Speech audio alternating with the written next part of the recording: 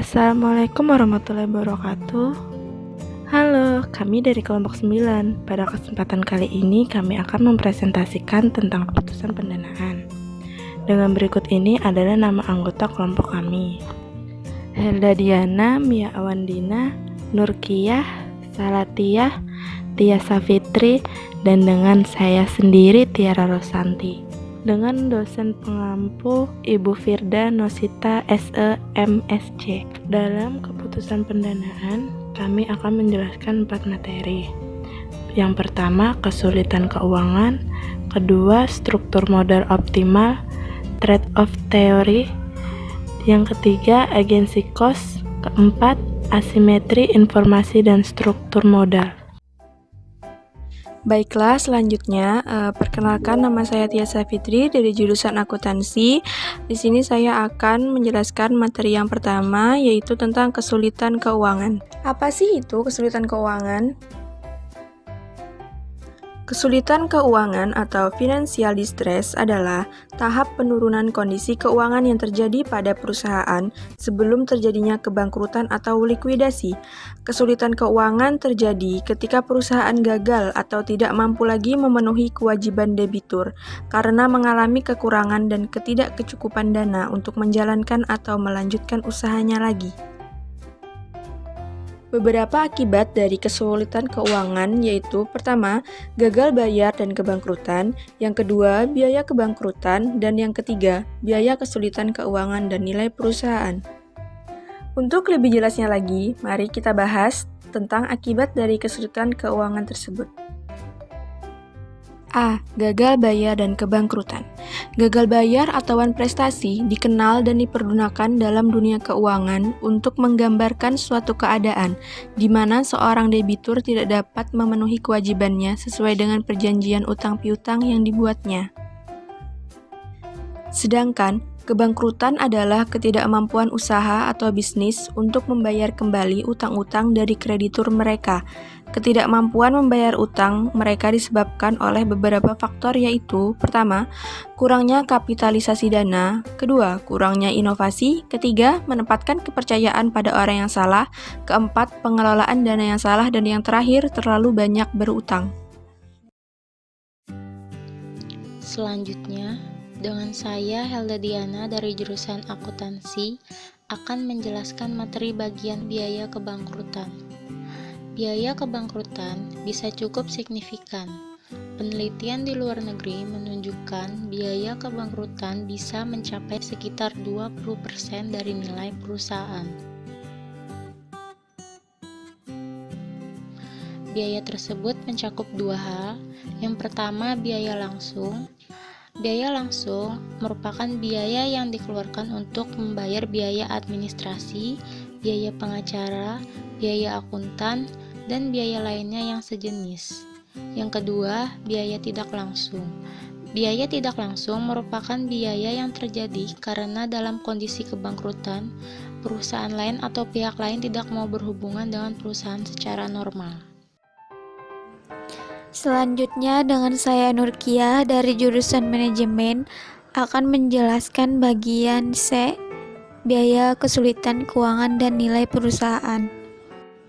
Biaya kesulitan keuangan financial distress adalah biaya kebangkrutan atau bankruptcy cost atau reorganization dan biaya keagenan atau agency cost yang meningkat akibat dari turunnya kredibilitas suatu perusahaan.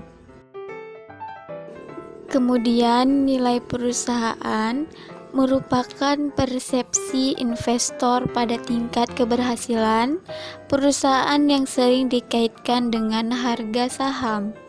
Harga saham yang tinggi membuat akan nilai perusahaan tinggi dan meningkatkan kepercayaan pasar tidak hanya terhadap kinerja perusahaan saat ini, tetapi juga pada prospek perusahaan di masa yang akan datang. Terdapat 5 jenis nilai perusahaan, yaitu: yang pertama, nilai nominal, yang kedua, nilai pasar, yang ketiga, nilai intrinsik, yang keempat nilai buku, dan yang terakhir nilai likuidasi.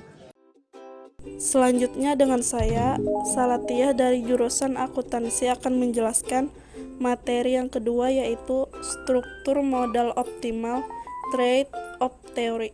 Apa sih itu trade-off theory dalam struktur modal yang optimal? Trade-off theory membahas mengenai hubungan antara struktur modal dengan nilai perusahaan. Esensi trade-off theory dalam struktur modal adalah menyeimbangkan manfaat dan pengorbanan yang timbul akibat penggunaan utang. Perlu diingat, sejauh manfaat lebih besar dari pengorbanan yang dilakukan, maka tambahan utang masih diperkenankan. Sedangkan apabila pengorbanan karena penggunaan utang sudah lebih besar, maka tambahan utang sudah tidak diperbolehkan.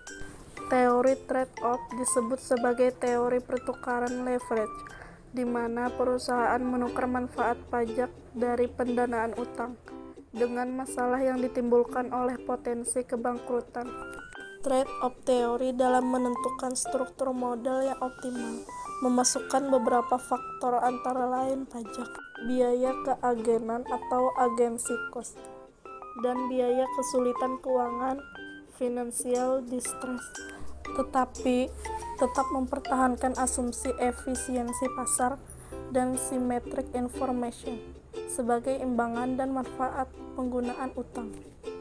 Tingkat utang yang optimal tercapai ketika penghematan pajak atau tax shield mencapai jumlah yang maksimal terhadap biaya kesulitan keuangan atau cost of financial distress.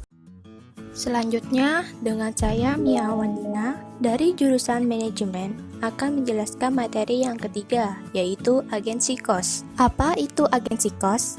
Yuk kita pelajari bersama.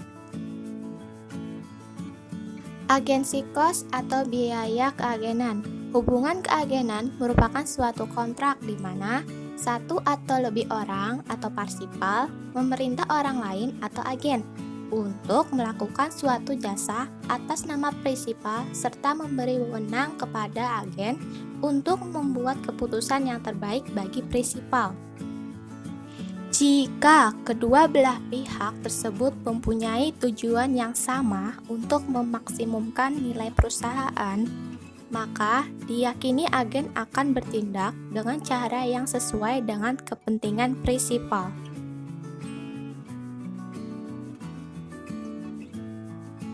Namun, jika ada konflik kepentingan akan terjadi antara prinsipal dan agen ketika pihak manajemen mempunyai tujuan lain yang bertentangan dengan tujuan utama perusahaan. Konflik kepentingan antara manajer dan pemegang saham dapat diminimumkan dengan suatu mekanisme yang dapat menyejajarkan mekanisme pengawasan tersebut akan menimbulkan biaya. Nah, biaya yang dimaksud ini disebut dengan agency cost atau biaya keagenan. Agency cost memiliki dua sumber utama, yaitu yang pertama, biaya inherent. Biaya inherent yang terkait dengan penggunaan agen. Dan yang kedua, biaya teknik. Biaya teknik yang digunakan untuk mengurangi masalah yang terkait dengan agen menggunakan informasi. Selanjutnya dengan saya Tiara Rosanti, jurusan manajemen akan menjelaskan tentang materi terakhir, yaitu tentang asimetri informasi dan struktur modal. Apa sih itu asimetri informasi dan struktur modal? Mari kita bahas. Asimetri informasi adalah adanya suatu kondisi di mana dalam pengumpulan sebuah informasi antara manajemen untuk penyedia informasi atau prepaper dan pemegang saham pemangku kepentingan umumnya sebagai pengguna informasi atau pengguna tidak seimbang. Manajer umumnya memiliki sebuah informasi yang lebih baik daripada orang luar atau investor. Karena hal ini dapat menyebabkan asimetri informasi antara manajer dan mereka yang terpengaruh. Investor yang merasa kurang memiliki informasi menafsirkan perilaku manajer. Dengan kata lain, adanya seorang perilaku manajer termasuk dalam perilaku ketika menentukan struktur modal. Adanya sebuah informasi tambahan milik manajer dapat membawanya untuk mengambil tindakan sesuai dengan keinginan dan minat untuk memaksimalkan manfaat untuk dirinya sendiri. Ada dua jenis asimetri informasi, yaitu 1. Modal hazard, 2.